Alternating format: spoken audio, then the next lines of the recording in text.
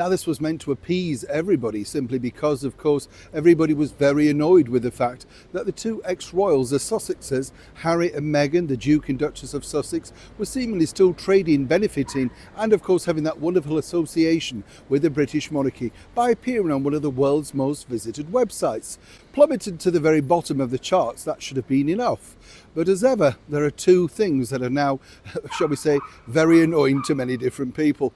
Let me explain. Morning, lovely to see you today, and as ever, thank you so much for your time. I'm so glad that you enjoyed Brian Dunleavy in Special Assignment. Fabulous film, wasn't it? Yes. A few more treats for you lined up, and I'm glad you're enjoying these. It's just really a break, isn't it, from everything else in the world, and sometimes it's good to escape to things that don't have any negativity attached. You can lose yourself in them. Don't know about you, do you ever notice as well, I was watching a film the other day, and he said, I've got a record, and he had this massive 78 record, and I thought, oh, you better be careful down those stairs. If you trip up, it's all over.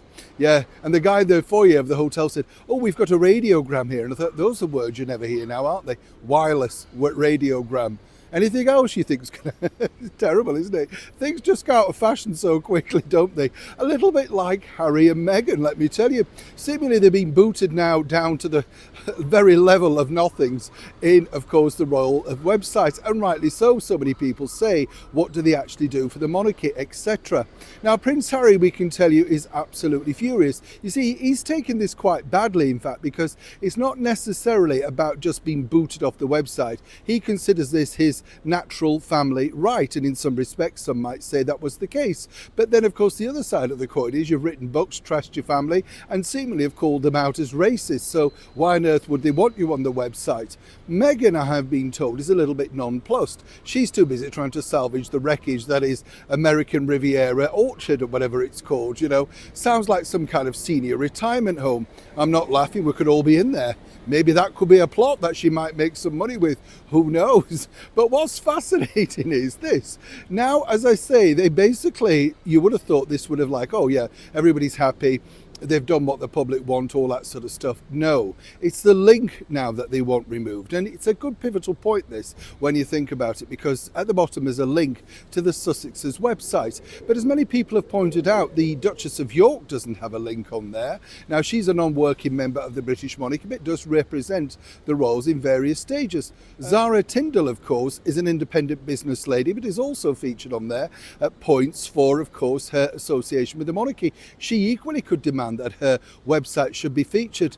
One might suggest that this was an integral part of the final boot, as it were, you know, I've been told, because obviously they knew that this would get a kickback. It has. It's not worked out in their favour. And more importantly now for Harry and Meghan, the world knows where they literally stand within the British monarchy. Something that they can trade on, obviously, still as the Duke and Duchess of Sussex. But if you look them up, you can't find really that much out about them.